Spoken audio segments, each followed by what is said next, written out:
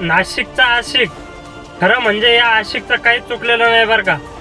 चुकलं ते आपल्या राजकारण्यांचं, चुकलं ते आपल्या लोकांचं. कारण तो कधी म्हणलाच नाही तुम्ही माझ्याकडे या म्हणून. पण एवढे मोठे राजकारणी आहेत, हे जर त्या बाबाकडे जात असेल तर जनतेला वाटतं यार बाबामध्ये काहीतरी खरंच तथ्य आहे, म्हणून एवढा मोठा माणूस त्याच्याकडे जातोय. पण लोकांना काय माहिती हा राजकारणीच नालायक आहेत म्हणून. मग जसे राजकारणी चालू झाले त्याच्याकडे जायला, झालं त्याचं दुकान चालू. आणि मग आपल्या लोकांना मेंढ्यांसारखी सवय आहेत. जर एक मेंढी तिकडे जायला लागली तर सगळ्या मेंढ्या तिकडेच जायला लागतात. तशा आपल्या लोकांना सवय आहेत. मूर्ख आहे आपले लोक, त्याला दोष देऊन काही फायदा नाही. तो जर म्हणत होता मी तुझा कृष्ण तू माझे राधा, मग तू का शेण खात होती का तेव्हा?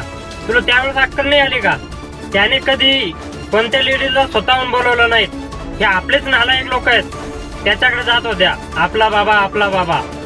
घेतले बाबाला बोकंडी बसावून, बसा आता बोंबल्या मारत. आणि झालं आता तुमचं चालू, बाबांना असं केलंय, बाबांना तसं केलंय.